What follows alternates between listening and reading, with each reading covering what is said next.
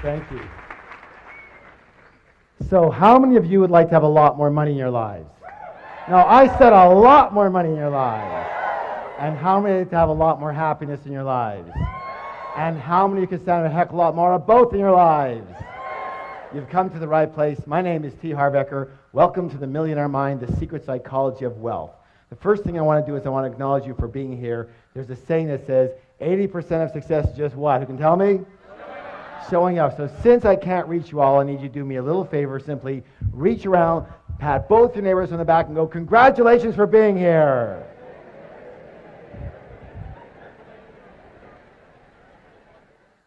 It takes a lot of courage to really have a look at your life sometimes and admit what's going on. And most of us, well, we're not the best admitters, are we? Kind of reminds you of this story about this lion who's walking along the path of the jungle. And he comes across a monkey. And he goes, hey, monkey, who's the king of the jungle? And the monkey goes, you are, sir, you are. He goes, that's right, and don't you ever forget it. Keeps walking along the path, and he comes across a snake. And he goes, hey, snake, who's the king of the jungle? The snake goes, you are, sir, you are. He goes, that's right, and don't you ever forget it. Keeps walking along the path, comes across a great big elephant. He goes, hey, elephant, who's the king of the jungle? The elephant just keeps walking. He goes, hey, elephant, who's the king of the jungle? The elephant just ignores him. The lion gets really mad, swipes the elephant on the butt, draws blood. The elephant gets angry, picks up the lion with his trunk, throws him around, fires him on the ground, stomps on his head, picks him up, throws him around, fires him on the ground, stomps on his head, picks him up, throws him against a tree, and the battered and bloody lion just lies there. Hey, you don't have to get mad just because you don't know the right answer. Hey, you might as well laugh now because it don't get any better, okay?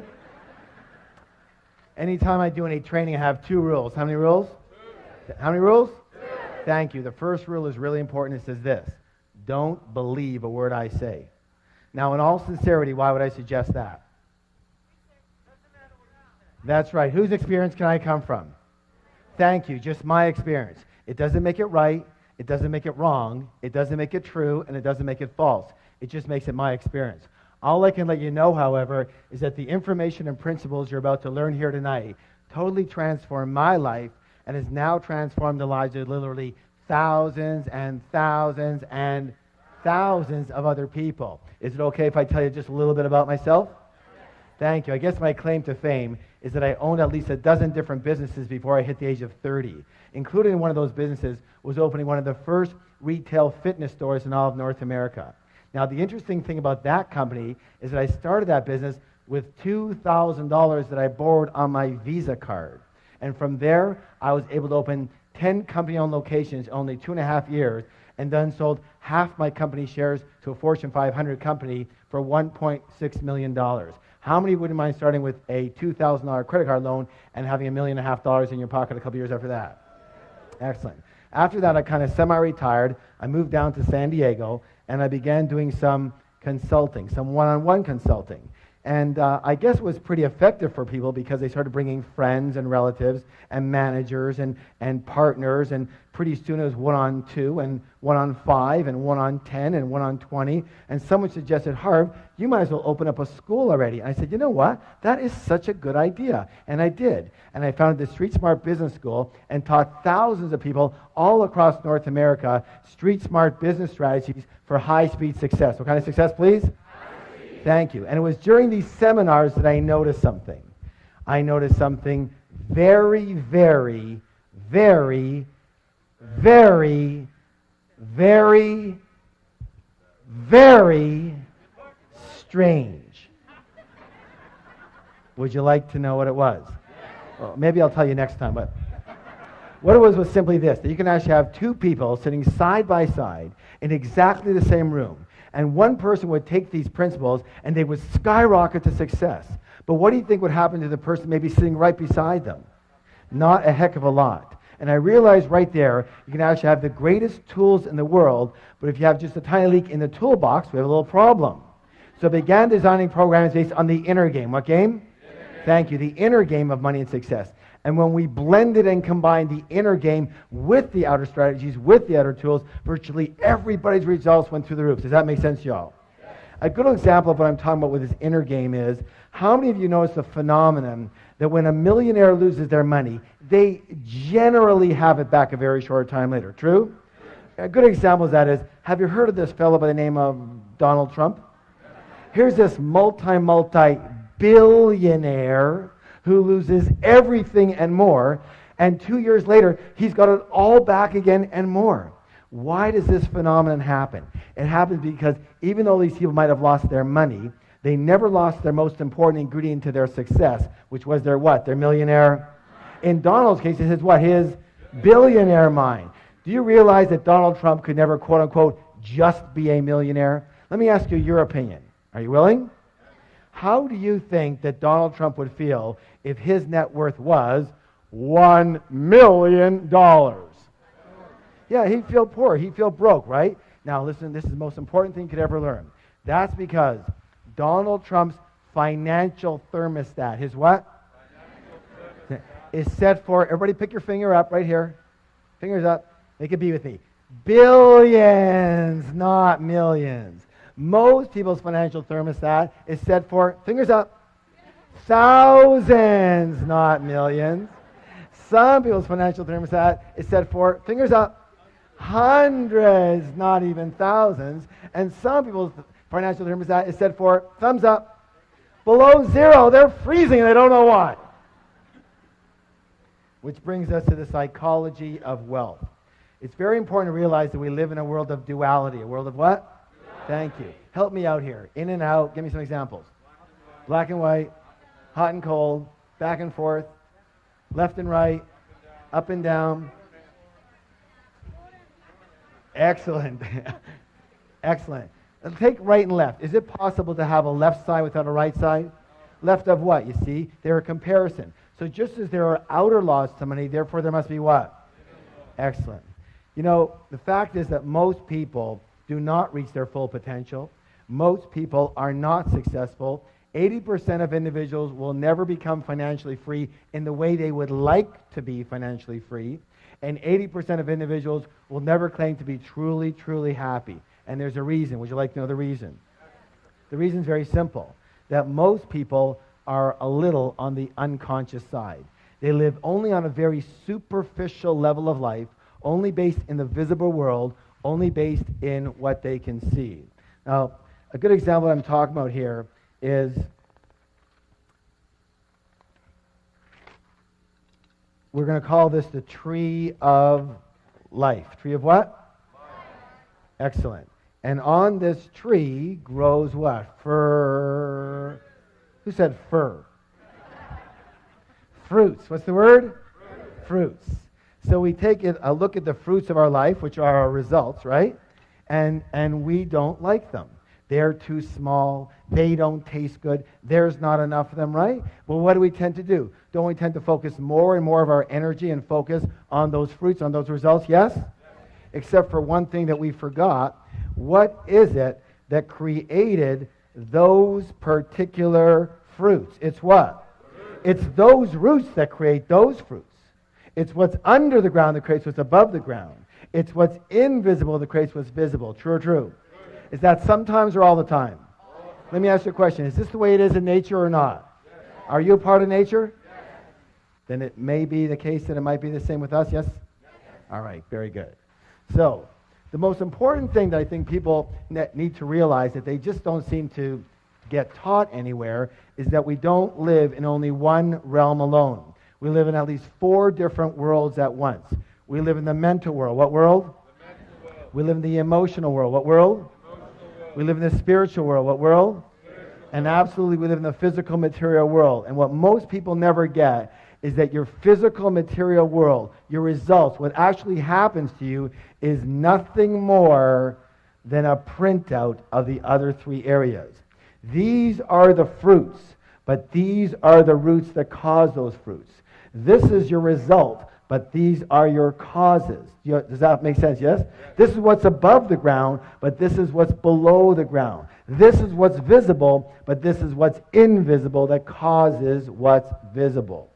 So, it boils down to this, that money in the real world, the real stuff, money, the physical reality, is nothing more than a result. It's a what? Result. Money is a result. Wealth is a result. Health is a result. Illness is a result. Your weight is a... We live in a world of cause and E. Let me ask you a question. How many of you ever heard anybody allude to the fact that a lack of money was a little bit of a problem? Anybody ever hear that? Let me say this right now. A lack of money is never, ever, ever, ever, ever a problem. It's never a problem. A lack of money is merely a symptom. What's the word? Of what's going on underneath. Lack of money is just the result. What is the root cause? Meaning that the only way to permanently, what's the word please? Permanently change your outer world is to first change your what? You know what? We're going to give that some energy by doing a declaration together. Who can tell what a declaration is? A statement that we make what? Out loud. Thank you. And, you know, why does that work? And let me just put it this. I'm not going to get into the whole situation around it, but everything is one thing. Everything is energy. What is it? Energy. What is it? Energy. Everything is energy. And all energy travels in what? Frequencies and vibrations. So when we make a statement out loud, we are sending a vibration, A, into the universe, and B, if we put our hand on our heart, on our chest, we feel the vibration of that specific statement throughout the cells of our body. Yes or yes? Yes?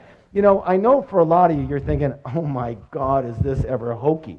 But the way I figure is this. I'd rather be really hokey and really rich than really cool and really broke. How about you? All right, please stand up. Let's have some fun. Let's have some fun with it. Good job. Now, here's what I want you to do. Put your hand on your chest, on your heart. Sir, your chest, not her chest. Come on, let's go. And simply repeat after me. My inner world creates my outer world. My inner world creates my outer world. Again. My inner world creates my outer world. One more time, twice as loud. My inner world creates my outer world. Now, turn to somebody, look them in the eye, give them a high five and say, you have a millionaire mind. I wanted to share with you what's something called the process of manifestation. The process of what? Manifestation. All right, help me out here. Your thoughts, lead to your feelings, which lead to your results. Excellent. One more time, all together. Your thoughts lead to feelings, lead to...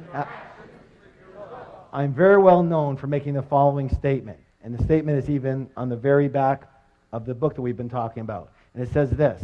It says, give me 5 minutes with anyone, and I can predict your financial future for the rest of your life. How? Very simply. In a short conversation, I can identify what's called your money blueprint. Money what? Blueprint. Thank you. Each of us has a personal money blueprint already ingrained in our subconscious mind. And my friends, it is this blueprint, more than anything and everything else all combined, that will determine your financial life.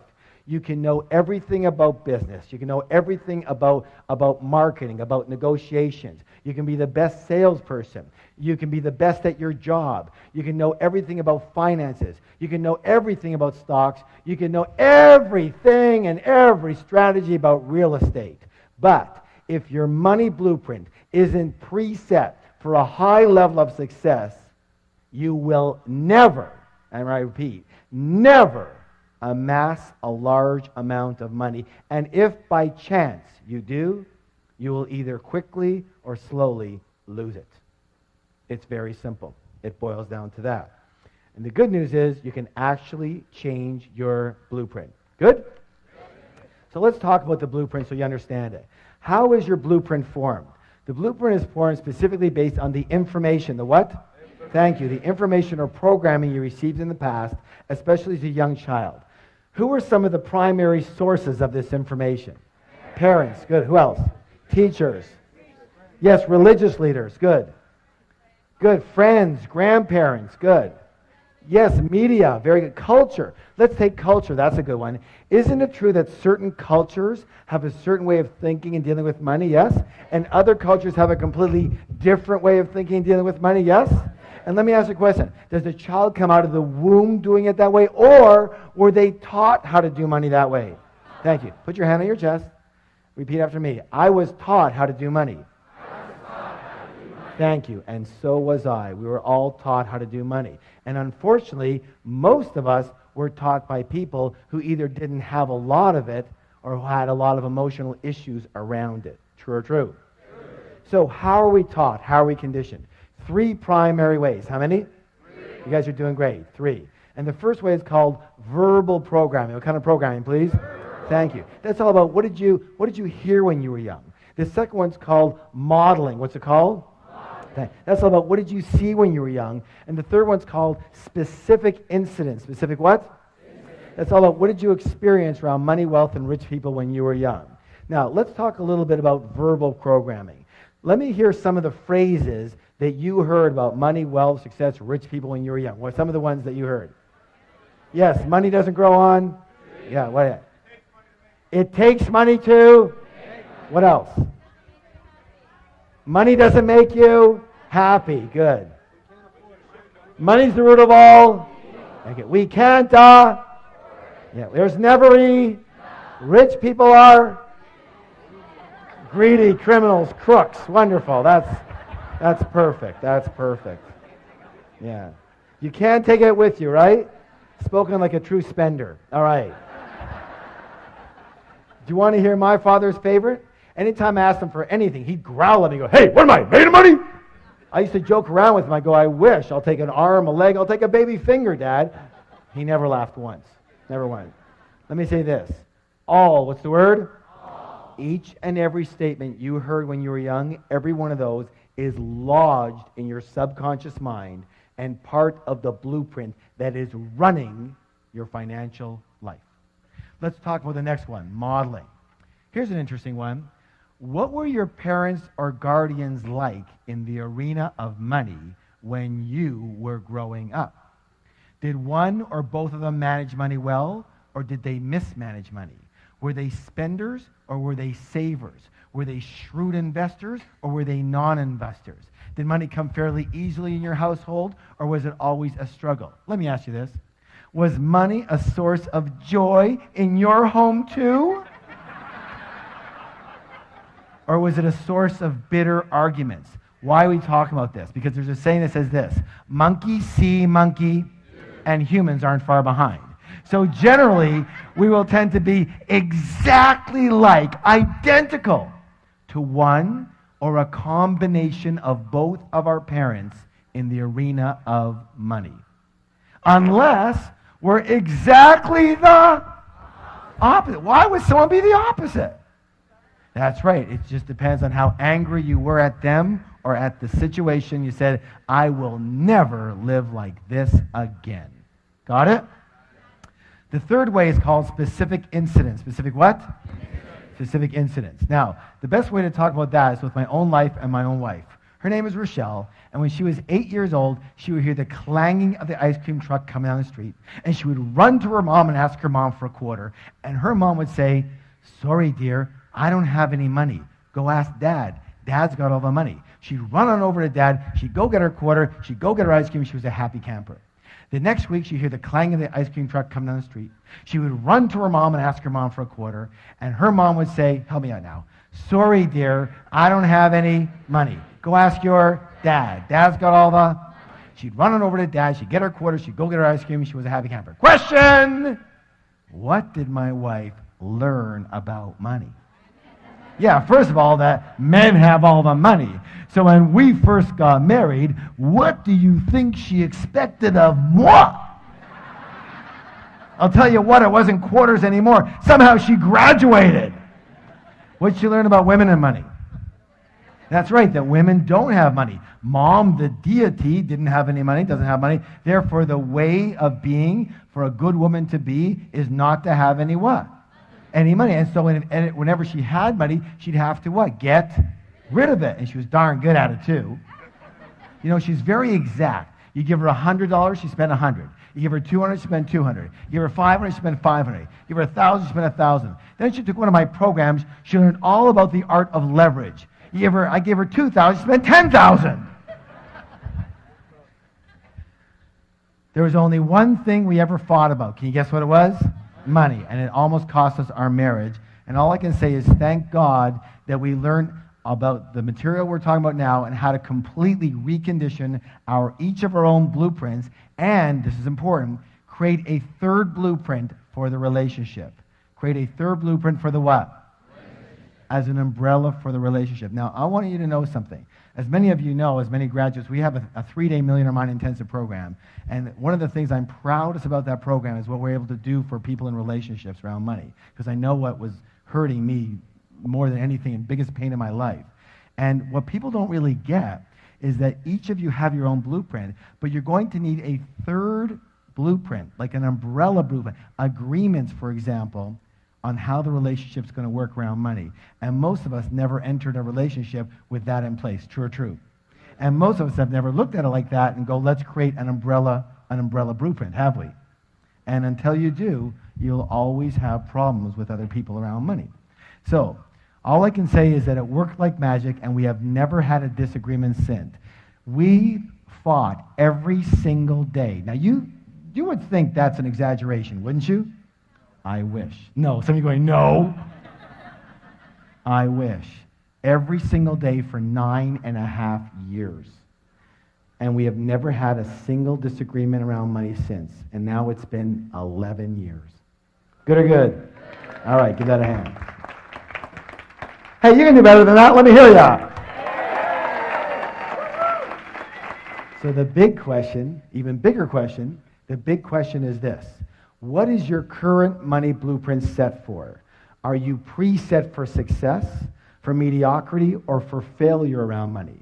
Are you set for struggle with money or for ease around money? Are you set for working really hard for your money? Raise your hand if you're a big hard worker. Come on, let me see it. Where are you? Good. Nothing more than a preset pattern or program. That's all that is. Or are you set for having a nice balance in your life? Are you set for having a very consistent income or an inconsistent income? You know, the up and down yo-yo effect. First you got it, then you don't. Then you got it, then you don't. Then you got it, then... Raise your hand if you know that one really good. Nothing more than a preset pattern. That's all that is. Are you set for having a very high income, a moderate income, or a low income? Do you know there's actual numbered settings? So, are you set for earning, 25 to 50,000 a year, 50 to 75, 75 to 100, 100 to 200, 200 to 300, 300 to 500? Nothing more than preset patterns and programs. And are you preset for saving money? Or are you preset for spending money? Or are you set for avoiding the entire subject, if you could? Absolutely. Are you set for managing money well or for mismanaging money? For picking winning investments or picking losers?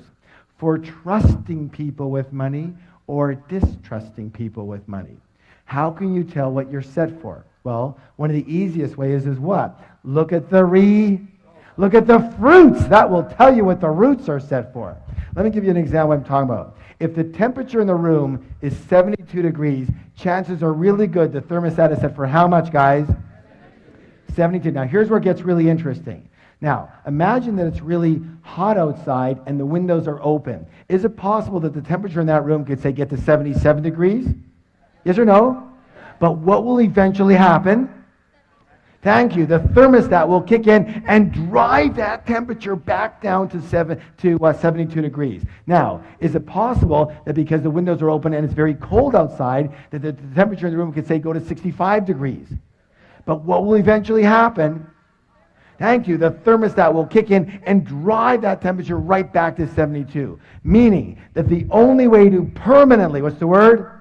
Thank you. Permanently change the temperature in that room is to change that what? Thermostat. And the only way to permanently, what's the word? Permanently change your money life, your financial results, is to change your money what? Thermostat, otherwise known as your money blueprint. Does that make sense to you? All right, excellent. Now, Who can tell me one of the simplest ways to make change? Decide one. What else? Yes, become aware of it. Good, good. Yeah, someone said marry rich. That's good. That's close. That's good. Obviously, one of the easiest ways to make a change is to model. What is it? Model people who have blueprints set for high levels of success. High levels of success, yes? And those people have a name. They're called rich people. And so one of the things we're going to do in the second part of the program here is talk just a little bit about how rich people actually think quite differently than most other people. But before we do that, we have to take a little stretch. So please stand up.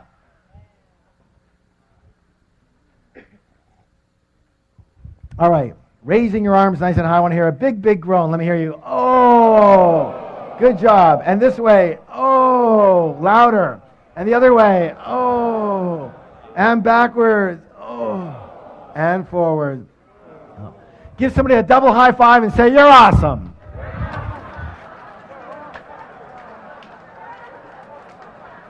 And have a seat. Have a seat. All right, let's get into some of these things that are lots of fun. So, the first way that rich people think quite differently than most poor and middle class people, and when I say poor and middle class, I mean the mentality more than necessarily the result. Of course, it depends on that, yes? All right, so let's go this one.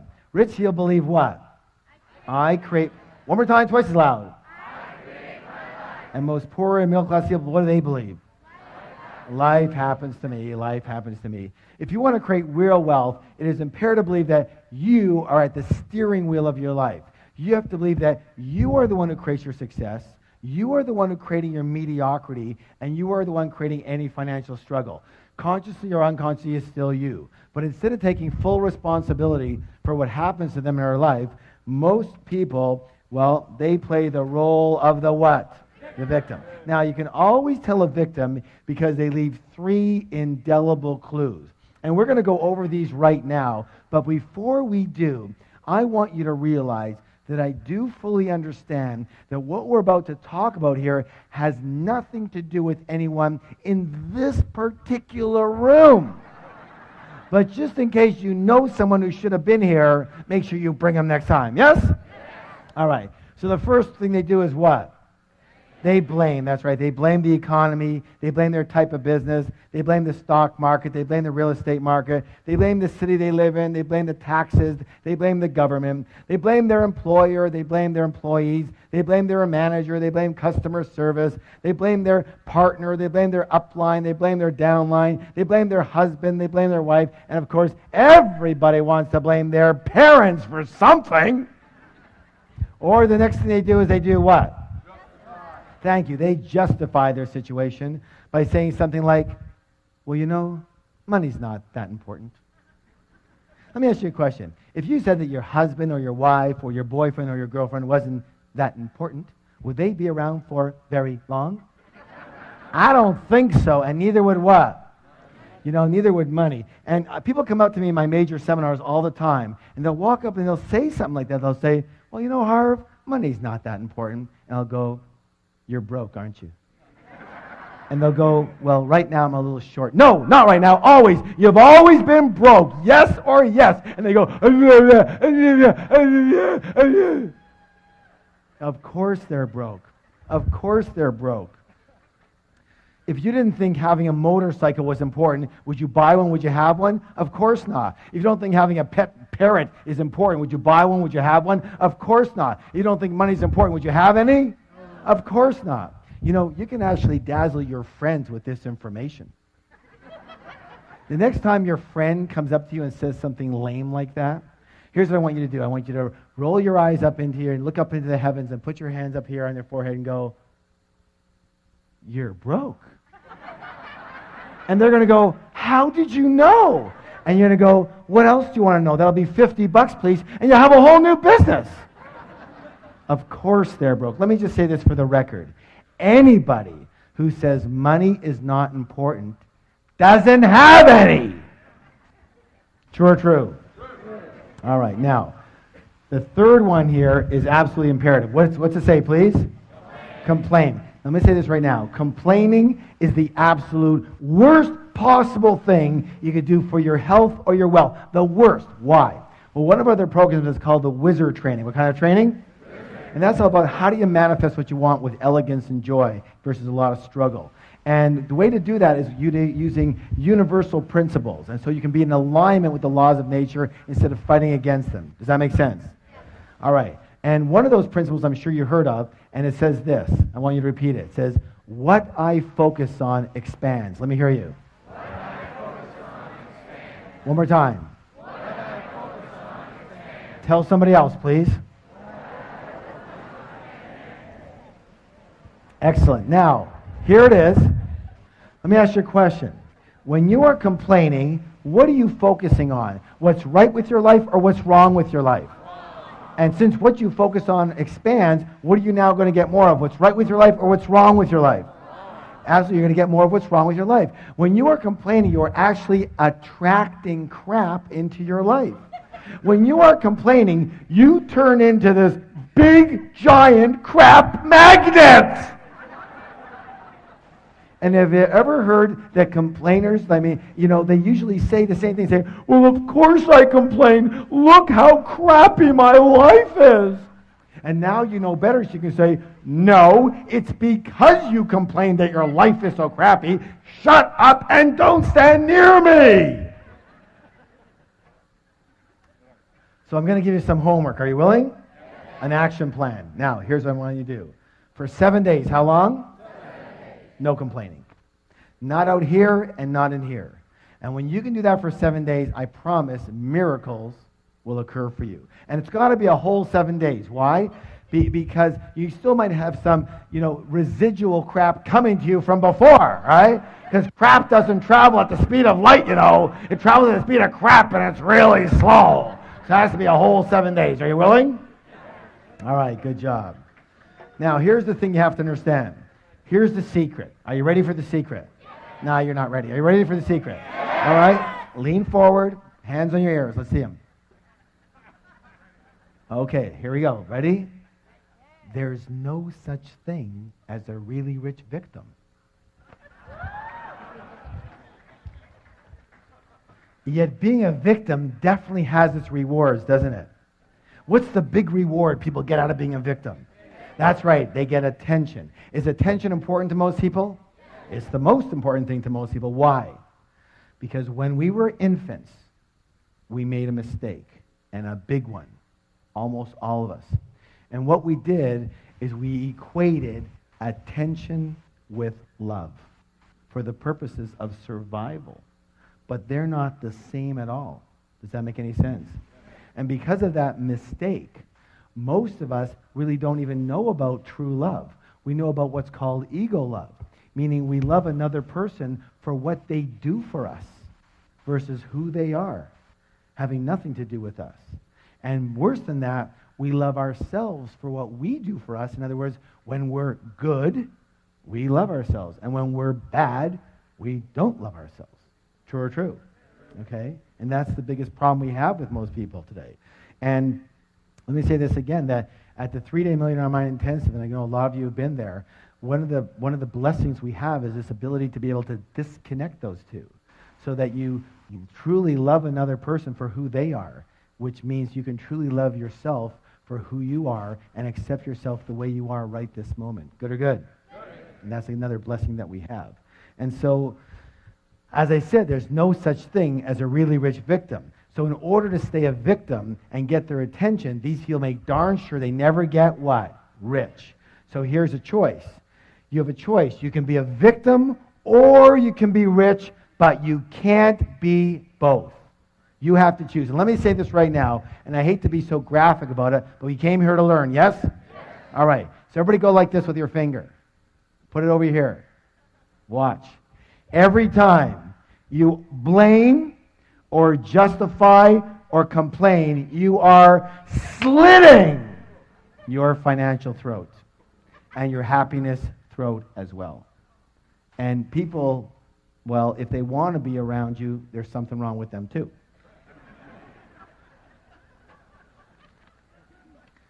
So it's time to acknowledge the fact that you create everything that's in your life. You create everything that's not in your life and everything in between.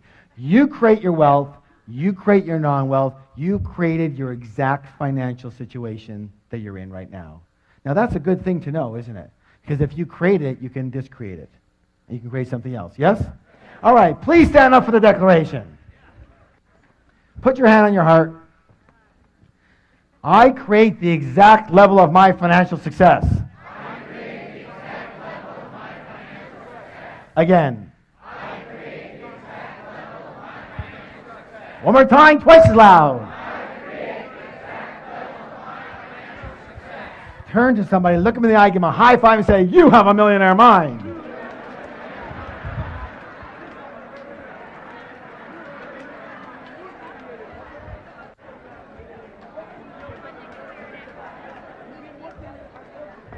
And have a seat. Good job. All right, here's another one. This is very important. Now, what do we do when something's very important that's coming up? We do a drum roll. Ready? Let's hear it. Let me hear it.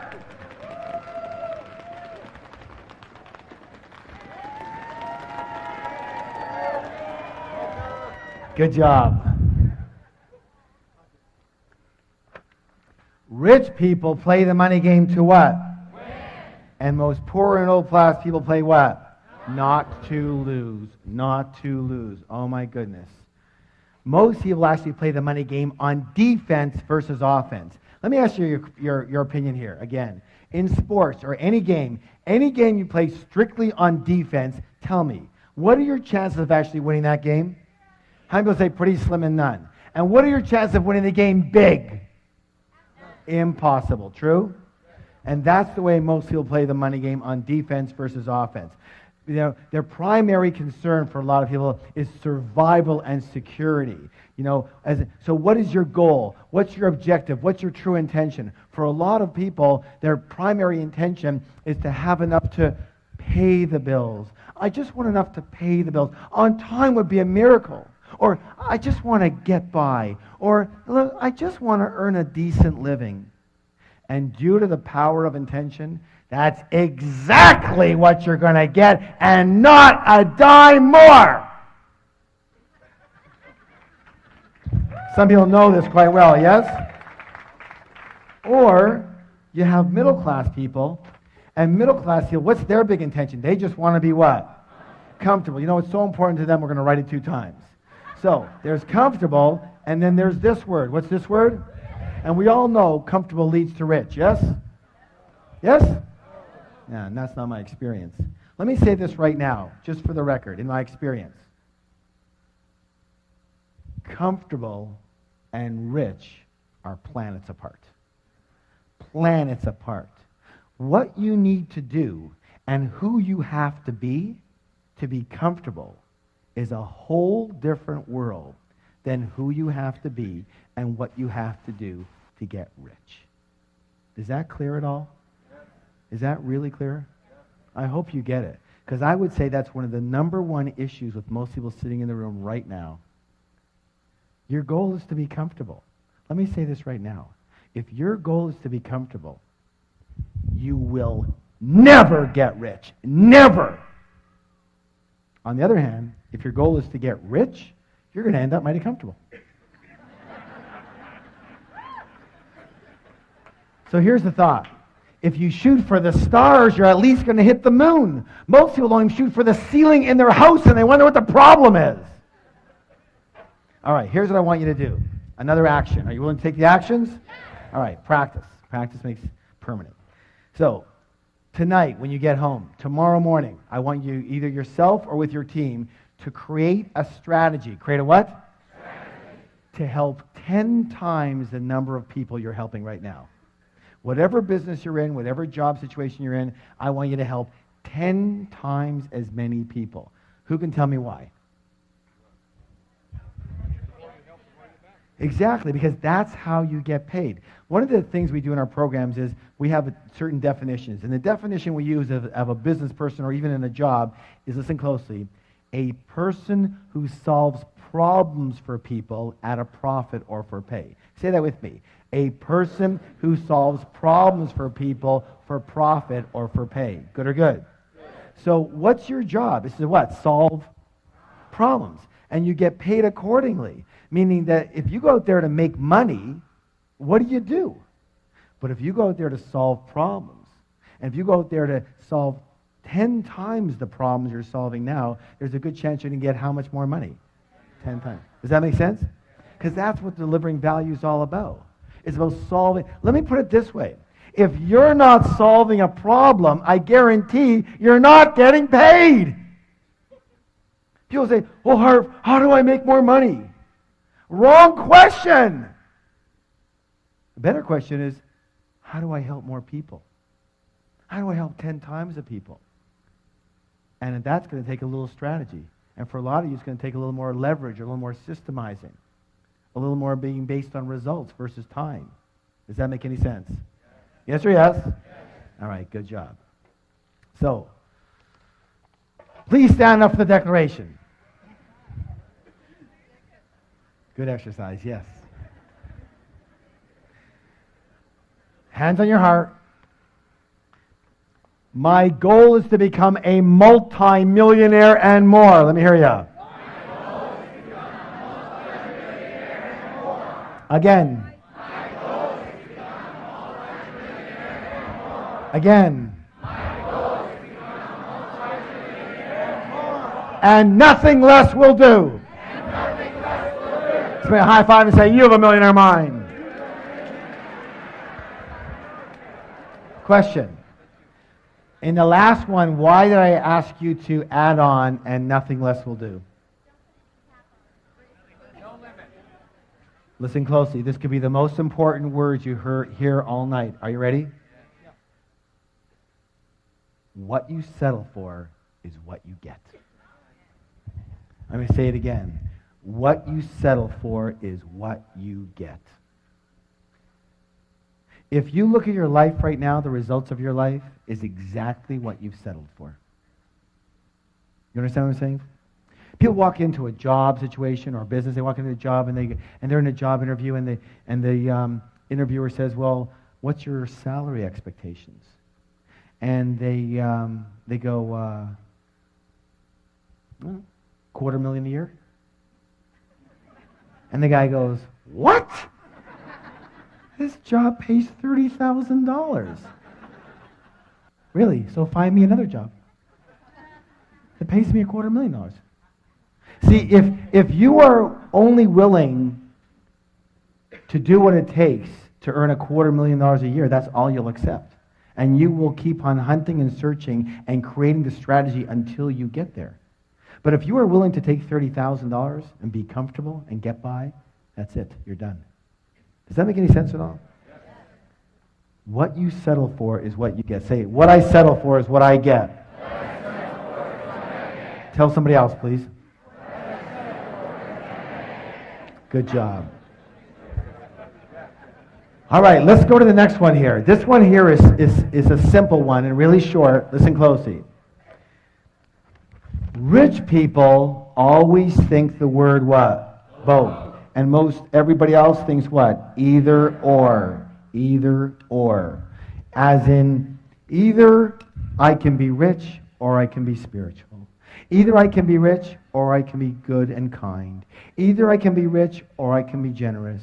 Either I can be rich or I can have my health. Either I can be rich or I can have time for my family. Either I can have money or I can have love. Either or, either or. All that is called scarcity thinking. What kind of thinking? Scarcity thinking. And the answer to all of those is what? Both. Both. Listen. Listen.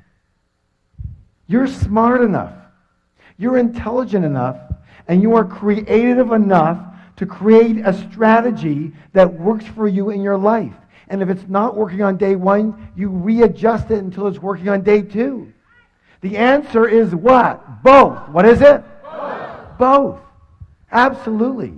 You can be kind and generous and loving and spiritual and compassionate and really, really rich. Good or good?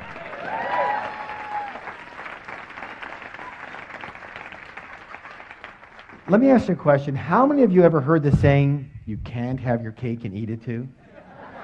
This, for my money, that is the absolute stupidest saying I've ever heard in my whole life. The all-time dumbest, the hall of shame, all right? You know, in my book, Secrets to the Millionaire Mind, I talk about this a little bit. And we give a lot of what's called wealth principles in the book. I want to read you this one. Rich people believe you can have your cake and eat it too. Middle-class people believe cake is too rich, so I'll only have a little piece. Poor people don't believe they deserve cake, so they order a donut, focus on the whole, and wonder why they have nothing. Stand up for the declaration, please.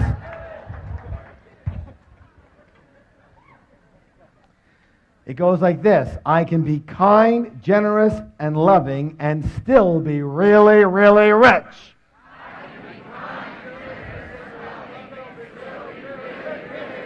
Again, I can be kind, generous, and loving, and still be really, really rich. One more time. I can be kind, generous, and loving, and still be really, really rich. Just want to high five and say, you have a millionaire mind. All right, good job, guys. Excellent work. This one here is such an insidious one. It's like something in the back of most people's mind, but they never will say it out loud. And it's one of the biggest blockers of all the blockages of wealth. Are you ready? Yeah. Rich and successful people admire and model. What's the two words? Admire other rich and successful people. And what do most everybody else do? They resent the heck out of them, yes or yes? Most poor and middle-class people often look at other people's success with resentment or jealousy or envy, or they snip, they're so lucky, or they whisper naughty things under their breath. You have to realize something so simple, that if you view rich people as bad in any way, shape, or form, and you want to be a good person, then you can never be rich. You can never be rich. You can never be rich. So, you have to practice. Say, I have to practice. So instead of resenting rich people, I want you to practice admiring rich people. I want you to practice blessing rich people. I want you to practice loving rich people. That way you unconsciously know that when you get rich, other people will what? They'll admire and bless and love you instead of resent the heck out of you. Much better for creating wealth. Yes or yes? Yes.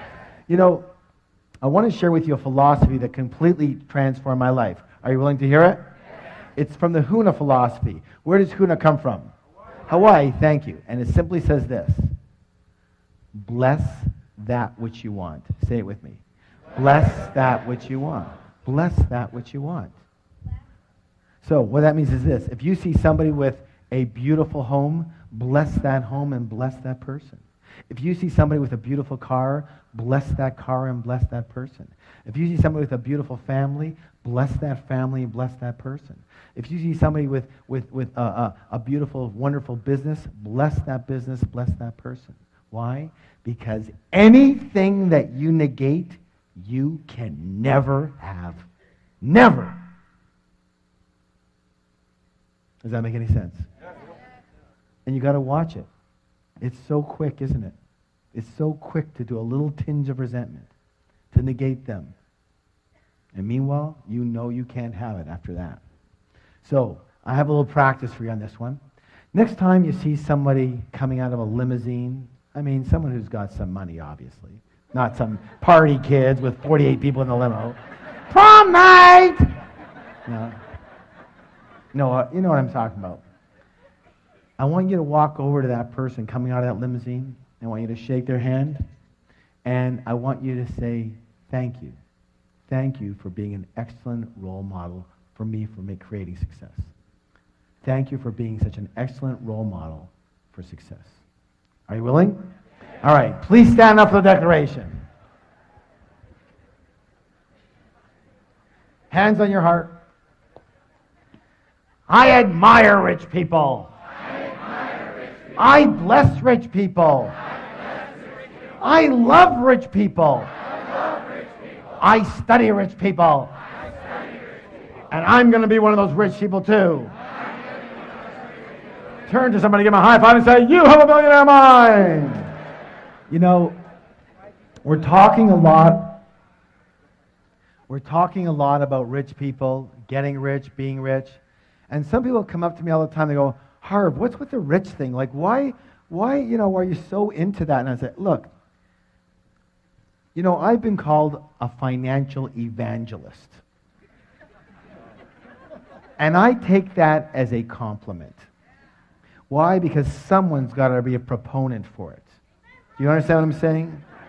Amen, right. So, but let's talk about it because it's more than just money. So let's talk about why be rich. Number one, lifestyle. What's the word? Hey, obviously that's the most obvious one for the wonderful lifestyle that can afford you and your family. It's a nicer way to live, yes or yes? Yes. But number two is contribution. What is it? Here's my thoughts. It says this. My feeling is this, that if you have the wherewithal to be rich, it's your duty, it's your obligation to do so. Why? So that you can help people who simply do not have that wherewithal. Does that make sense to you all? Because, and I'll say this, that if you're in this room, you probably have the wherewithal. Especially you self-selected yourself to be here. If you're hearing this message, you selected yourself to be that. You understand? And here's where I came up with that, like very specifically, a good example. A while ago, I was reading in the newspaper about a woman in Africa, Tanzania to be exact, and she has a goiter problem. Do y'all know what a goiter problem? It's like when they have the big, thick neck, right? And it's a thyroid problem. And you know that problem can be completely alleviated with a 10-minute surgery, 10-minute operation, and it's gone. In Tanzania, they have a decent medical system, but it's a pay-for-play deal. In other words, you pay for your doctor or your hospitalization or whatever. This woman with this goiter problem and it costs, by the way, $31 for this 10-minute operation. She has been saving for just over 5 years. 5 years, and she has $22. Twice a week she doesn't eat. She has a newborn child who's going to be another mouth to feed, so she's feeling that it's going to take her another 5 years to get the other $9. So you would think, for goodness sake, someone just send her the stupid $9. Problem. There are millions, what's the word? Millions. Of people in this situation. Millions. Not one, not two, not 10, not 10,000, and not hundreds of thousands. Millions in this situation. So how can you help them better? By being broke or being rich enough to be able to do something about it? Do you understand what I'm saying? And I get this all the time. I get people saying, well, what about the environment? What about this? And what about they're taking all the oil and they're killing all the forest and all that? They. Yes, some of them are. You want to save the environment? Get rich, buy a few million acres and save it.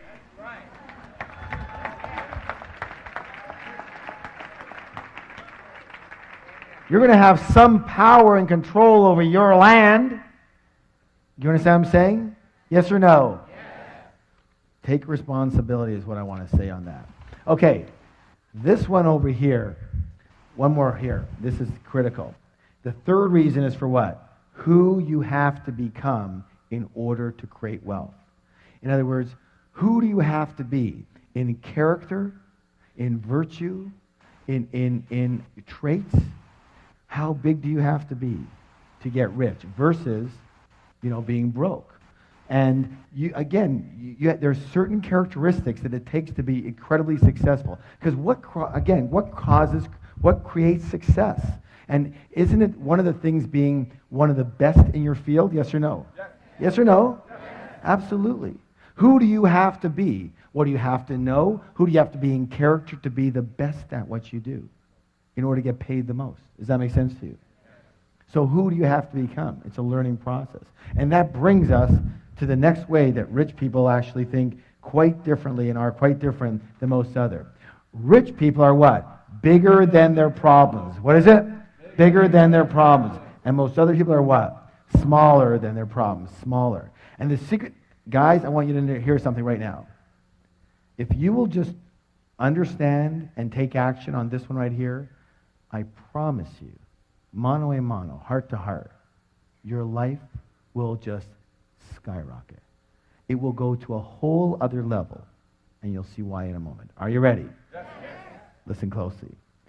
The secret to success, my friends, is not to try and avoid or get rid of your problems. The secret to success is to grow yourself so you are bigger than any problem. We got the size of you, and we got the size of your problem. And let's do a little scale here. So here we are. Here's you and here's your problem. And we are dealing with, say, a level 5 problems. But you happen to be a level 2 person. Question, is that a big problem or a little problem? That's a big problem, right? But let's say you grow yourself to, say, be a level 8 person. Same problem. Big problem, little problem. Little problem. Now let's say you work with us and you grow yourself to be, say, a level 10 person. Big problem, little problem. No problem. It doesn't even exist in the realm of your mind as a problem. You don't see it as a problem. It's just something to take care of, yes or no? Yes. Let's test this out. How many of you have ever been in a conversation with somebody who's talking about their problem and you go to them and you go, I don't see the problem here. Raise your hand if you ever had that happen. Everyone's had that happen. Everyone. Because at that point in time, they are smaller than their problem. So it's not about the size of the problem, it's about the size of you. There's always going to be problems, yes or yes?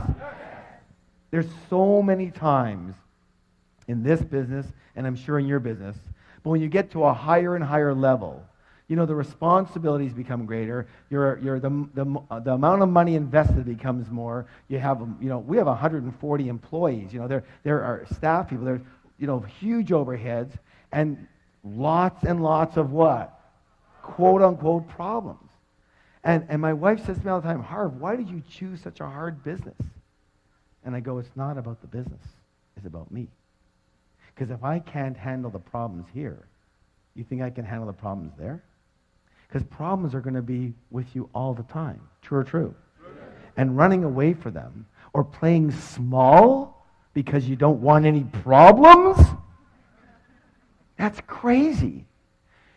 Let's face it. We're going to have quote-unquote problems. But the size of those quote-unquote problems will depend on the size of us, not the problem.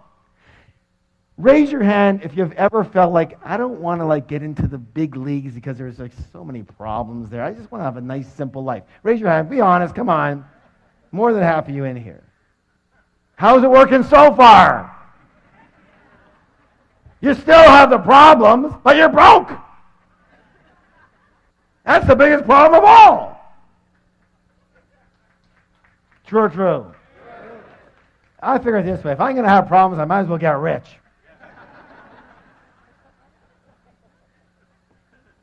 All right.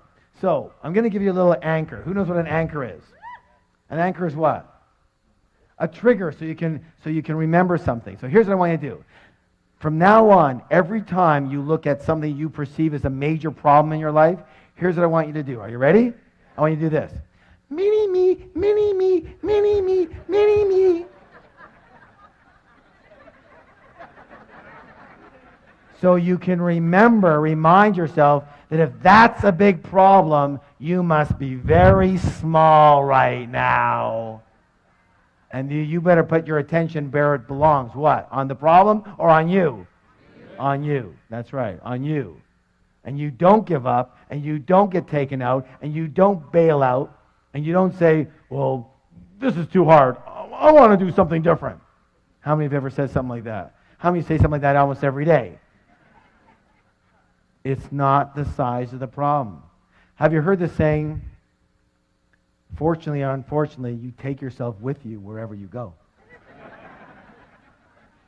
That's That's what my answer is to my wife. How could you choose such a hard business? It's not the business, it's moi. True or true? True. If it's hard, it's because I made it hard. If it's easy, because I make it easy. If it's successful, it's because I made it successful. If it's unsuccessful, it's because I made it unsuccessful. True or true? True. Doesn't just happen to us. So, the fact is that your wealth can only grow to the extent that you do. So the goal is to grow yourself so you can handle any problems that get in your way of creating wealth, and just as importantly, keeping your wealth once you've got it. And who knew that would be an issue? You know what? This is only reserved for certain people in this room. People who have or have had a lot of money and know that it's one complete world to make it. And it's a whole other world to keep it. True or true? That is a whole other world. And again, it's not about the it. It's about you. It's about you. And so, really, you're like a container. Say, I'm a container. I'm a container. And if the container is small, but the money is big, what has to happen? That's right, the money goes. The money goes. Do y'all understand that? Let me say this again. If you, the container, is small, but somehow the money is big, what has to happen? It doesn't fit. It has to go somewhere else. True or true? So you have to grow yourself so you become a big, big container. So you can attract and hold money. And one of the things we do in our programs is we focus on not only growing yourself as a container, but consistently growing yourself. Because if you want raise your hand if you want your money to consistently grow. Remember, your money can only grow to the extent that you do. So if you want your money to grow, who has to grow? I do. Now you got it. Now you got it. Now you've got the root. You have to keep up with the money. Let me put it another way. Your money has kept up with you. I'll say it again. Your money has kept up with you. If your money's here, it's because you're here. Does that make any sense? If your money's here, it's because you're here. If you're here and your money's here, it's going to have to meet you. It'll always grow to the extent that you do, and always come down to the extent that you are. Raise your hand if you've ever heard stories about people who are doing really well and then they messed up in their relationships, messed up with habits or with drugs or alcohol, and what happened to their money? Always comes down to meet them. No or no? Yes? Your money is at the same level you are, my friends. And that's not a derogatory thing. That's to make sure you start to focus your attention where you need to. Personally, I always looked outside of myself. Once I do this marketing thing, and once I understand this real estate, and once I do this, and once I... But it wasn't about any of those things. It was about the size of me. Was I able to attract and hold and grow the money? True or true? I hope you get it. Now, so, like I said, you must grow yourself to be a big container so you can attract and hold big wealth. And here's the beautiful thing about it. If you are a big container, if you are a big person, and your intention is to have wealth, a lot of money, but right now you don't have it, guess what has to happen? What has to happen? The money has to come. Why? Because it's a universal principle. And the universal principle says that the universe abhors a vacuum and will rush in to fill any space that's created for it. And if you're a big container, but you only have a little money right now, the money has to come if that's your intention. True or true? You know, it reminds you. Good. That's good news, isn't it? You keep working on you. You're on the right track. You're on the right track here. You know, my favorite plant is the Chinese bamboo plant, along with that line. Why? Because this is a very interesting plant in that you plant the seeds and you look after the first year, there's nothing there. And you look in the second year, and there's nothing there. And you look in the third year, and there's nothing there. You say, forget it. Somehow the seeds didn't take hold. I've got no tree here. In the fourth year, there's nothing there.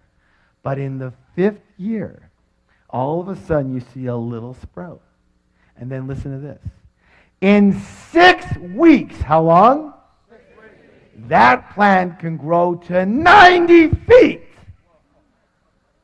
90 feet in 6 weeks. How could that be possible? Because what was it doing for 5 whole years? Growing its roots.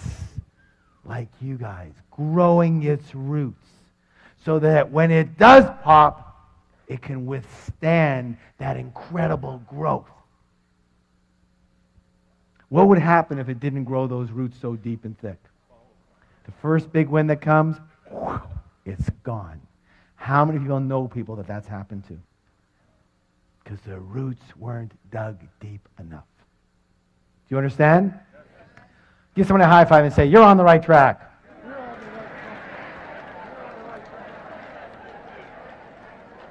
That's why it's so imperative that you keep learning and growing. Learning and what? Growing. Because listen closely. This is very important. Because if you're not growing, you're automatically what? Dying. I'm saying it again. If you're not growing, you're what? Dying. If you're not sure that's a scientific fact. I'm not a scientist, but ask any scientist and any person who's involved in physics. Raise your hand if you have a plant or flower at home. If your plant's not growing, what's it doing? It's dying. Any living organism, same with us. And that's why I have a message for all you guys and all you gals who are a little, say, semi-retired or retired or a little older and going, there's nothing left to do. Just kind of play around, and that's okay. But guess what? You're going down. You're going down. If you're not growing, you're what? Dying. That's why being comfortable sucks. That's why it sucks. Because you can't stay comfortable. You can't stay stagnant. You're either going up or down. It's a dynamic universe. Yes or yes? Yes. So forget comfortable. You keep on growing. Well, I don't want to kill myself. What does that mean? I don't want to kill myself. What do you think? To grow, you have to kill yourself? No, being comfortable and stagnant, that kills you. It's not these either-or stuff, these words I don't want to kill myself. I'm never going to have time for anything. Well, why don't you create time for things you want to do and create time for business and create time for your family? I don't know how to do that. Good. Then you learn. You learn how to do that. Good or good? That's one of the other things, too. I talk about exploding money myths. You'll say, well, I'm incompetent with money. I just can't handle money. I'm not good with money. That's your reason? Well, I'm not a good piano player. But if I wanted to play piano, I'd what? Learn. Hello. We don't come out of the womb doing money. Most of us got taught. But what about taking the responsibility and accountability and going out there and learning it? Learning the field you need to learn. Learning the investments you need to learn. Learning how to do money. When people are at my seminar and they go, I'm incompetent with money. I'm just not good at it. And that's their reason? It's crazy. Learn how to do it. Good or good? Good. Listen, no excuses. No excuses, no reasons. In our Enlightened Warrior Training Camp, we have a flip chart that says, reasons or results. And the big one is what? Or. Reasons or results. You cannot have both. If you have a reason, you know you didn't get the result. True or true? So, the result is rich. Yes? Yes. And everything else is your story.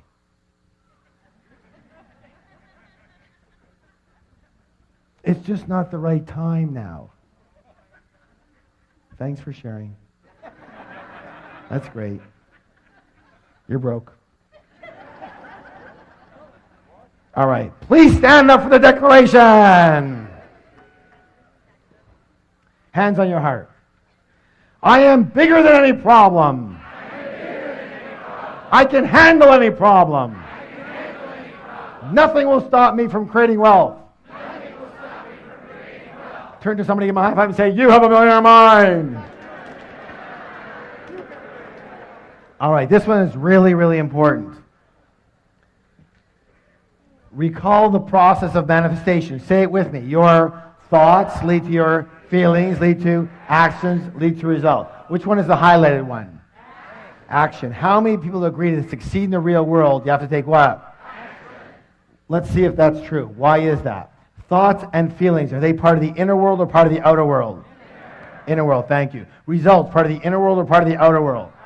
Outer world. And therefore, action becomes the what? The bridge between the inner world and the outer world. Do you understand? So, you can think all you want about wealth and success. You can meditate. Listen, I've meditated for 25 years. But I've never been meditating there and had a bag of money drop on my head. I'm one of these unfortunate souls that actually has to do something in the real world to get any of the stuff. A lot of people are very kind and generous and wonderful, well-intentioned people. They just don't do anything. Or they don't do anything at a high enough level or take enough massive action to get anything done. They just talk about it, they think about it, they meditate it, but nothing actually happens in the physical world. And if you want physical money, you'll need to transfer into the physical realm from the mental, emotional, spiritual sides. And the way to transfer from those three invisible to the visible, from under the ground to above the ground, into the physical realm is through the process of action. True or true? That's why action is absolutely critical. Now, if that's true, what prevents us from taking the action we know we need to be taking? Fear, thank you. How many people agree that fear and doubt and worry are among our greatest obstacles, not only to success, but to happiness as well? Excellent. And therefore, one of the biggest differences between rich people and most other people is that rich people are willing to do this. What's it say? One of the other programs we teach is called the Enlightened Warrior Training. And it says that the true warrior can tame the cobra of fear. What's the key word? Tame. It doesn't say kill the cobra. It doesn't say get rid of the cobra. It doesn't say run away from the cobra. It says what? Tame the cobra of fear. Let me say this right now. My friends, listen closely. Listen closely. Are you listening? Yes. It is not necessary to try and get rid of fear in order to succeed. Rich and successful people have fear. Rich and successful people have doubts. Rich and successful people have worries. They just don't let those feelings stop them and take them out. Unsuccessful people have exactly the same feelings, but they let those feelings stop them, paralyze them into thinking, oh my God, what will happen now? And they're done. True or true? True. A lot of people believe that rich people don't have fear. That's ridiculous. Ridiculous. So, how many people agree we're creatures of habit? Yes? And therefore the secret is to practice. What's the word? Practice acting in spite of fear. Practice acting in spite of doubt. Practice acting in spite of worry. Practice acting in spite of inconvenience. Inconvenience. If your life is about convenience, you'll never be rich. Let me say this right now.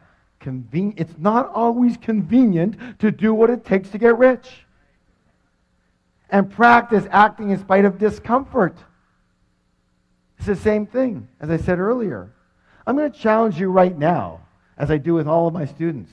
Are you willing? Are you willing? Yes. I want you to find uncomfortable situations and move into them. I want you to look for uncomfortable situations and get involved in them. And when something becomes uncomfortable for you, that's when you go into it. You understand that? Why? Because, let me ask you a question. We talked about it earlier. When you're comfortable, you're in what zone? You're in your what? Your comfort zone. And in your comfort zone, are you growing or dying? You're going down. So you've got to get uncomfortable. Until you're uncomfortable, you're not growing. Are you willing? So the only time you're growing is when you're uncomfortable. Say, the only time I'm growing is when I'm uncomfortable. Pat someone in the back and go, you're growing, man, you're growing. You can always tell rich people, you can always tell middle class people, you can almost always tell broke people by the actions they're willing to take and not take. How much comfort or convenience runs their life. You know, one of the things we talk about is that at the end of our programs, usually we talk about the 3-day Millionaire Mind Intensive. And very often someone will stand up and say something like, they'll say, well, you know, it's not being held in the city that we're in right now, and I'd have to like take a flight and fly for 4 hours and, you know, get a hotel and you know, this and that, and it's just so inconvenient. And I have 2 words. You're broke. You're broke. You have to be broke. If a 4-hour drive or a 4-hour flight or a 4-day flight is going to stop you from doing whatever it takes you have to do to succeed, then what else will stop you? Here's the easy answer. Anything. Anything will stop you. Why? Because you are a person that will be stopped. Now, you choose. Either you are a person that will be stopped or you are a person that will not be stopped. One or the other. And here's the thing. You have to train yourself to not be stopped. It's a practice. You have to train yourself to not be stopped. Because it's easy to be stopped. And most of us were unstoppable at one point, and then day 2 of our lives happened. And we got taught. We got what? To stop. For our safety. Supposedly. But we generalized it to everything. True or true? Look, you can throw my philosophy right out, but here's my philosophy. If it isn't going to kill you physically, do it.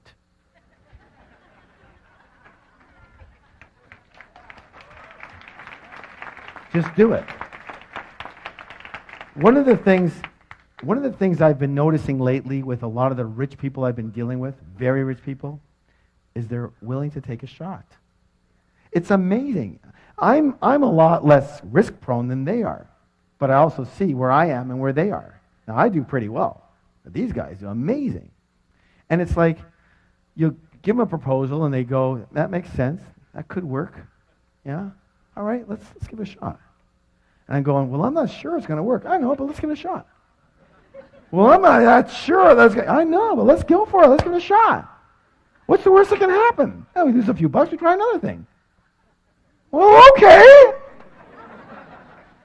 You understand what I'm saying? They're willing to go for it. And we, like if someone's going to get a little upset with us, no, I don't want to do that then. Well, what if I lose what I've got? No, I don't want to do that. I'm going to keep it simple. If it's not going to kill you physically, do it. You'll be so much better off in the end than waiting for the exact right moment and time. By the way, when's the exact right moment in time? When you feel comfortable. Notice? It's got you coming and going. And so it doesn't let you be comfortable so that you can make sure it keeps you out of harm's way. Because your mind is a protective mechanism. Its job is to protect you, not to help you succeed or be happy. Did you know that? Good or good? All right, good. So, please stand up for the declaration. One more here. I act in spite of fear. I act in spite of doubt. I act in spite of worry. I act in spite of inconvenience. I act in spite of discomfort. I act in spite of anything. Turn to somebody, give them a high five and say, you have a millionaire mind. This is a 45-pound arrow with a nice steel tip on the end of it. A wooden arrow here. And in a moment, I am going to pick one of you to come up here and break this arrow in a highly unusual way. So you all better listen very closely. Are you listening? Yes. All right, good. Everyone hold up your index finger. Excellent. Good. Now, take it and press it into the soft part of your throat and push in really hard. If you start to gag and choke, you've got the right spot. That's where you'll be breaking the arrow. Now, the arrow break is a metaphor. What is it? It's a metaphor, symbolizing breaking through an obstacle that's happening in your life. So let me show you what this is going to look like. Michelle, if you can come up here, that'd be awesome. What this is going to look like.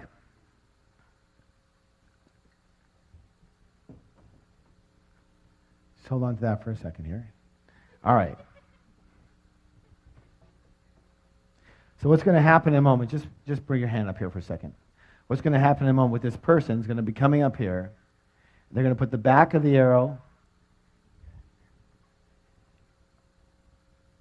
into the glove and the steel tip point into their throat like that, okay? And then when they're ready, or if they're not ready, they're going to walk into the arrow and hopefully break the arrow before it impales them. What? Hopefully. Hey, we have a very good track record. We're up to like 65% now. That's a passing grade, you know. All right. Now, a few rules. Rule number 1. When you're up here, you absolutely must keep your mouth closed when you're doing this. Who can tell me why? That's right, splinters. And by the way, we didn't always know that. Rule number 2. You're going to be covering your eyes with goggles, okay? There's another set over here for you. And rule number 3, walk directly into the arrow, straight on. Do not twist to the side. Because if you twist to the side, what can happen is it can get caught in this artery right here and pull the artery right out, and it looks really funny when you have this artery sticking out of your neck like this, and you can't even go to the doctor. Like, what are you going to say? It's like, what happened? You don't want to know, okay? So you're not going to believe it. All right. So here's how this is going to work. I'm going to show you how this works. And here's the deal. The fourth rule is massive support. What kind of support? Massive. What kind of support? Massive. That means we're all on one team, yes? So when this person breaks this, I want everybody to give them a massive standing ovation, right? Yeah. All right, good. Now, that's when the person comes here. Let's talk a little bit about, let me show you how this is going to work, all right? So I'll do a little demonstration for you. So here's the deal. If I break the arrow, if I break the arrow tonight, I want massive round of applause. Yes? If the arrow happens to break through me tonight, I want someone to pick up the phone, turn it on, and call 911. Yes? All right, are you ready? All right. Things are sharper than they used to be. No wonder I don't do this anymore.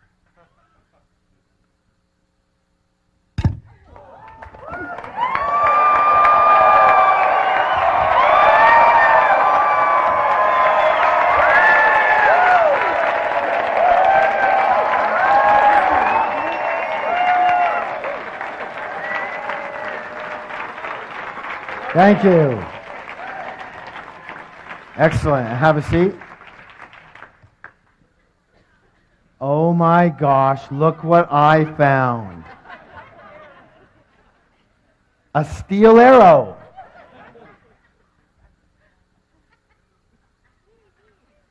This one's like so nervous she's scratching herself. I like the people who throw their pencils down to look for them so that I can't see them.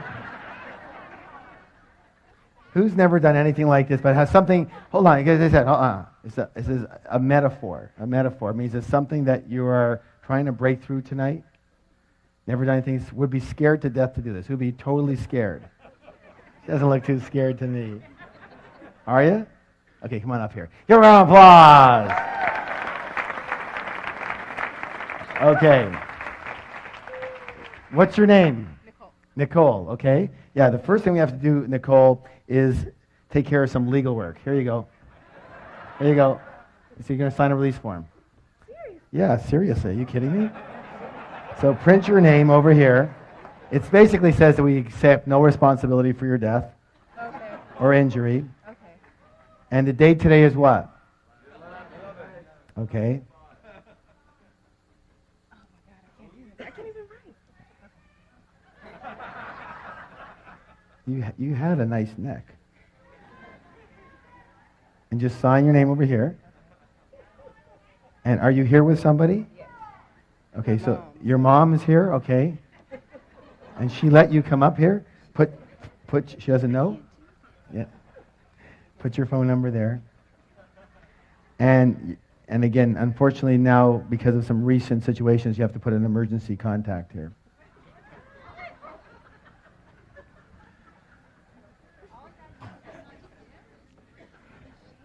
Now, remember what we said about support, right? Okay. Now, here's the deal. Okay, you're doing great. Perfect. Good. Now, hold on to this. And here's how this is going to work. Just wait for a second here. Now, remember I said that the arrow break is a metaphor. What is it? Metaphor. So it represents something that you want to break through in your life, a belief or a habit or a fear or a way of being that hasn't been working for you, right? Now, so your name was what? Nicole. Nicole is going to represent all of us, everybody, yes? All right. So here's how this is going to work. So she's breaking for you right now. This is what we're gonna frame this. She's breaking for you right now, And so I want everybody to close their eyes. Everybody looking at this, watching it, hearing it, close your eyes.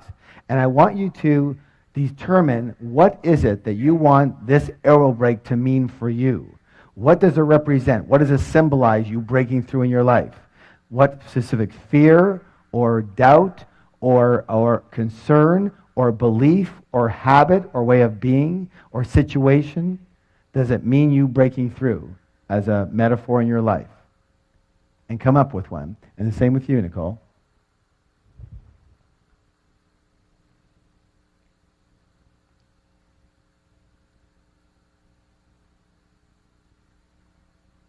Okay. Please open your eyes. And let's hear from Nicole. What was it here for you? Just limiting beliefs about being. So limited, be as specific as possible. What is it specifically? Basically that men have the money and women don't. Excellent. That's so what she said. Can I share it? That men have the money and women don't. And that's a belief that a lot of people carry. Yes? Yeah. Men carry that too. That's why they handle money in certain ways. True or true? And many, many women grew up with that belief. Yes? It's very hard to break that belief, but we're going to break it right now. So here's the belief that men have the money and women don't. Got it? Now, unfortunately, we're going to have to turn this around this way. All right, put that on your eyes. And don't go until I tell you to. Michelle's going to be holding for you. All right. And so what I'd like you to do is, Nicole, stand over here. That's it. Move over this way. Come towards her a bit this way. Okay, good. Now, come on closer over here. Okay, now don't go until I ask you to. And then put 1 foot forward, 1 foot back a bit. That's it. You're going to be walking straight in when I tell you to go. And keep your shoulders square, okay? Now, don't go yet. How does that feel? How does it feel? Is it comfortable or uncomfortable? Uncomfortable. Very uncomfortable. Good. You ain't felt nothing yet. Wait till that thing goes in. Okay, hold on. Here's the deal. Here's it. See, are you sure it's in the right place? You're a perfectionist? No. Yeah, you are, aren't you? Yeah, it's got to be perfect, right? No, it's not. But that doesn't matter. Here's the deal. Whatever your mind is telling you right now, just let your mind chatter. It's okay. But don't believe it. Because you saw me do it. It's doable. And if anybody can do it, you can do it. Say, I can do it. I can do it. So, this is a steel rod. What's your throat? A steel rod. What is it? This is a toothpick. What's this? Toothpick. So in a moment, you're just going to look at Michelle. You're going to go give her a hug. You're going to forget this even exists. You're just going to walk right into it and don't even think about it. You guys ready? Yeah. Ready, go. Hard! Yeah!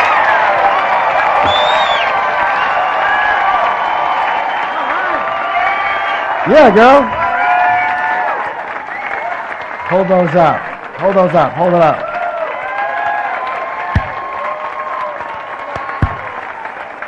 Way to go. Now, stay here for a second. Stay here for a second. Okay, that. Now, okay, go ahead. Now, question. Was that harder or easier than you thought it was going to be? Yeah, the actual act was easier than what she thought it was going to be. Yes? All right, give her a round of applause. Thank you so much.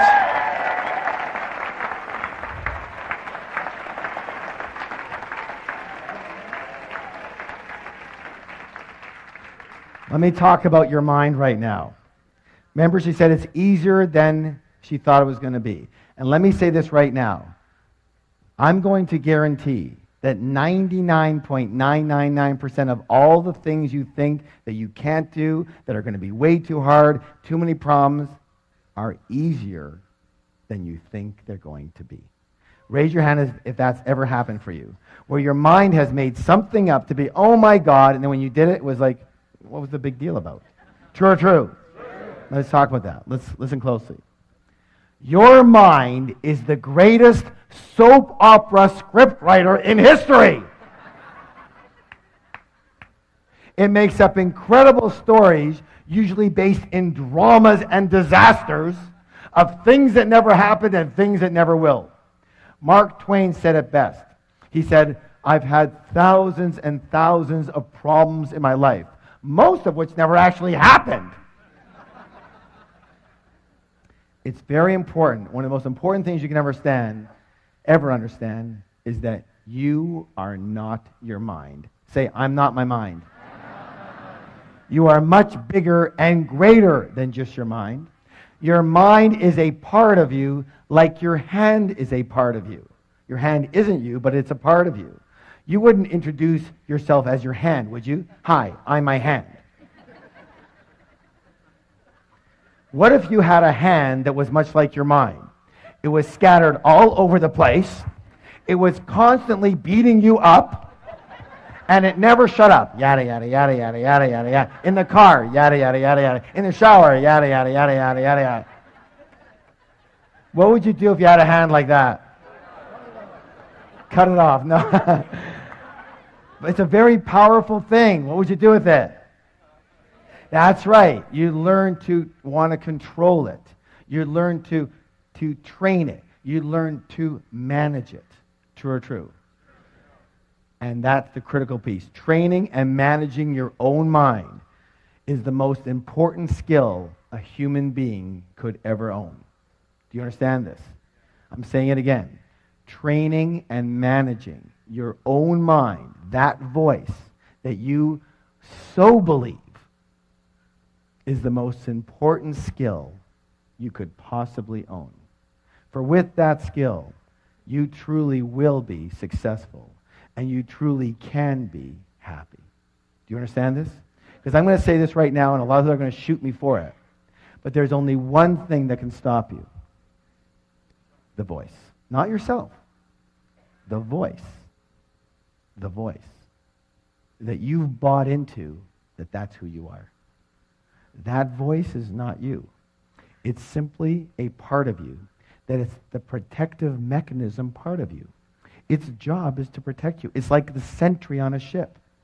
It's not there to be the social coordinator, the success coordinator, the happiness coordinator. That's not its job. Your mind is a survival mechanism. And its primary purpose is to protect you, which means to keep you where you are. It's like an overworried mother. It's doing its job way too well, but we buy into it. What would your life be like if you had an overworried mother constantly ragging on you? No, no, no, no, no. What would your life be like? You would be so contracted and small, you'd never do anything. True or true? True. Yet to an extent, we're all like that. We're listening. We're buying the voice of protection when there's no need to do it. That voice is not who you are. You are much bigger than that. When Nicole came up here, she was shaking. She couldn't even, that's what what was her mind telling her? Oh, what did I get myself into? Why did I do this? You're so stupid, Nicole. Why do you? Well, maybe she didn't say quite that, but something like that. And then she's doing it, and we're pushing it, and she goes, oh my God, like this is way harder than I thought. And her mind goes, blah, blah, blah, blah, blah, blah. And then she goes, boop, no problem. And isn't that the way it is? Yes or yes? So, let me say this right now. In my book, Secrets of the Millionaire Mind, the final wealth file, number 17, says this.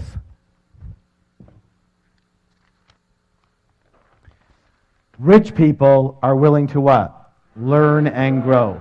And most poor and middle-class people think they what? Already know. They already know. Let me say this right now. I'm going to complete with one of my famous sayings. And the saying is this. You can learn to do anything. You can learn to succeed. Every master was once a disaster. I'll say it again. Say it with me. Every master was once a disaster.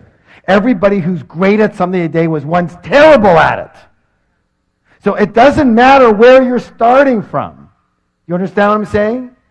Everybody starts somewhere. Some start here, some start here, some start over there. Everyone's got some type of ailments, handicaps, problems. Even if you don't have a problem, your mind will tell you you do. I had a woman the other day come up to me and say, I don't know what it is. It's just, I get to a certain level and there's always a situation that comes up. Something always happens and it screws me up. What is it? I said, if you look in the mirror, you'll find it. It is so easy to determine people's obstacles because there's only one of them right there. The voice in your head that stops you, tells you no, gives you doubt, and suffocates your life. And my blessing and my promise to you is if you challenge that voice and stop believing everything it tells you and just go for it anyways, in spite of fear, in spite of it chattering, you will soar to a level you have never experienced before in your life. So how many of you realize that your mind is a very powerful force? It can work for you or it can work what? Against you. The rule is really simple. If you are earning less than $50,000 a year and you want to earn $100,000 or more, you're going to have to change your money blueprint. Money what? Blueprint. If you're earning $100,000, you want to earn $200,000, you have to change your money what? Blueprint. If you want to go from $200,000 to $500,000, you have to change your money what? Blueprint. If you're earning good money but you're not managing it well, you have to change your money what? Blueprint. If your income is inconsistent, you have to change your money what? Blueprint. Excellent. Good. If you work way too hard and you want to be able to earn as much money or more with more balance, you have to change your money what? Blueprint. If your investments aren't zooming, you have to change your money what? If your business isn't booming, that's a result. You have to change your money what? If you have money and you want to make sure you keep it and you grow it, you have to change your money what? Excellent. And unfortunately, your current money blueprint will tend to stay with you for the rest of your life unless you identify it and you change it. And that's exactly what we do in an extraordinary 3-day program called the Millionaire Mind Intensive. It's changed the lives of thousands and thousands and thousands of people all over the world. And if it's okay with you, I'd like to tell you just a little bit about it and give you 2 critical principles. Fair enough? All right, listen closely. The first part is called winning the money game. What's it called? There are proven strategies for creating fast financial freedom, and you have to know them. Millionaire Mind Intensive, you're going to learn exactly how rich people play the money game so you can do what? Model exactly what they do. Let me ask you a question. If you had a parent, let's say a father, for example, that when you grew up, your parents were extremely rich. But not only were they rich financially, they were rich emotionally, spiritually, they were kind and loving, and they taught you the ropes of how to do money. How many of you think you could be doing a lot better right now? Exactly. Exactly. And that's what you're going to be able to do. Rich people have a very specific way of playing the money game, and you're going to learn to do exactly what they do. And this includes learning how to create massive amounts of passive income. Raise your hand if you believe passive income is important. Someone tell me why. What's the word? Freedom. Thank you. Freedom. What's the word? Freedom. Without passive income, you can never be what? Free. Now, here's where it gets interesting. This is why almost all the other trainers out there send their students to us. Did you know that just about everyone is programmed not to earn passive income. Not to earn it. Programmed not to earn it. You're not sure? Maybe we should test this out. Let me ask you a question. When you were 12, 13, 14, 15, 16 years old, and you needed money, what did your parents say to you? Did they say, well, then go out there and earn some passive income? Did they say that? What did they do? Go to work. Go get a... And that's exactly what we did. We went to work. And we learned, what's the word?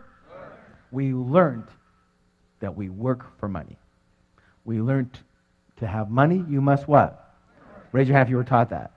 Everybody was taught that. Yeah, and hard too, for a lot of you. But money comes from work, yes or no? And so that's the dendrite. That's the neurological pathway. That's the path of least resistance in your brain. And it's unnatural and completely unfamiliar and discomfortable for your brain to know passive income. It doesn't work for it. And so what happens is either people don't start in that arena, or if they do start, they get a little ways and then they sabotage themselves to go right back to 72 degrees. What the thermostat is set for, which is working for money. Do you understand that? Let me say this right now. At the Millionaire Mind Intensive, when you walk out of there, you will be reconditioned so that passive income is your path of least resistance. It will be the primary way that you prefer, believe, and act in accordance with creating money. Good or good? Great. It'll be a natural thing for you. Good? Great. Now, let me say this also. You're also going to learn the world's easiest money management method. Managing your money is another critical difference between rich people and poor and middle class people. I'm going to tell you a story that can change your life. Are you willing? Yes. Are you willing? Yes. Imagine you're with a 5-year-old child. You're walking down the street. You come across an ice cream store. And you go into the store and you get the child a single scoop of ice cream on a cone because they don't have any cups. The child is only 5 years old. They have very little hands. They're kind of wobbly. And as they walk out the door, it jostles them. And the ice cream falls out of the cone onto the ground. Being the kind and generous person that you are, what do?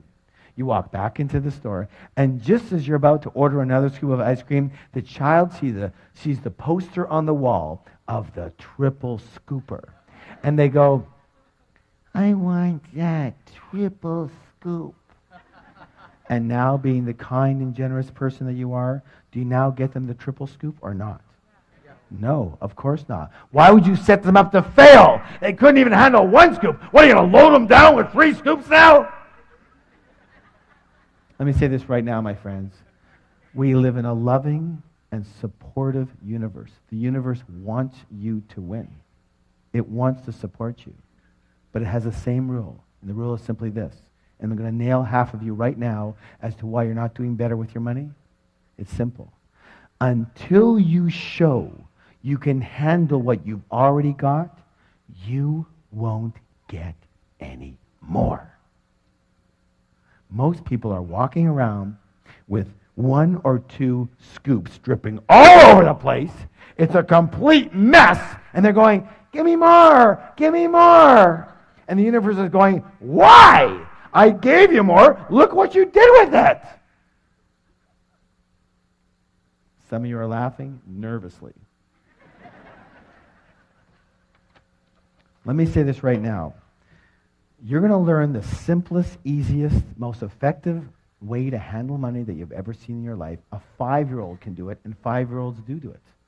And when you start handling your money like this, when you simply show whatever you believe in, whatever universal power, whatever yourself, your inner self, whatever you want to show, when you simply show that you can handle what you've already got, even if it's just $1, you watch.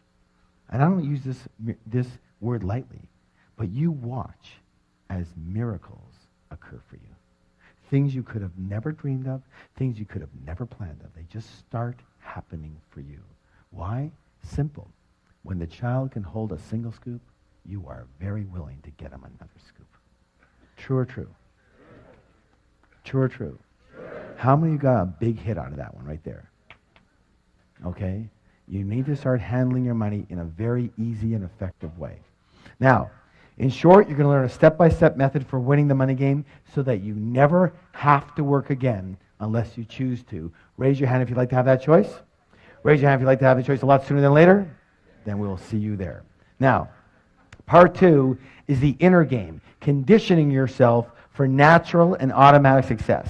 And in this section, listen to this, we actually identify your current money blueprint. And using several extremely high-impact processes, we actually change your blueprint right on the spot, right there, right on site, right on the premises, right that weekend. We don't teach you how to change your blueprint and send you home to change it. Why? Because you won't. Why? Because we're creatures of what? Habit. Now, here's the thing. Did you know that there's 2 kinds of habits? How many? 2. How many? 2. There's doing habits. But just as importantly, my friends, there's not doing habits. And everything you're in the habit of, everything that you're not doing right now, you are in the habit of not doing it. So we can send you home with anything, but you're not going to what? Do it. So we don't wait for you to go home. We do it right there on the spot.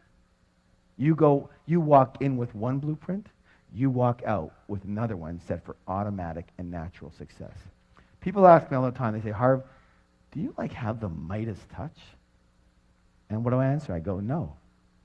I have a blueprint set for success, just like all of you can have.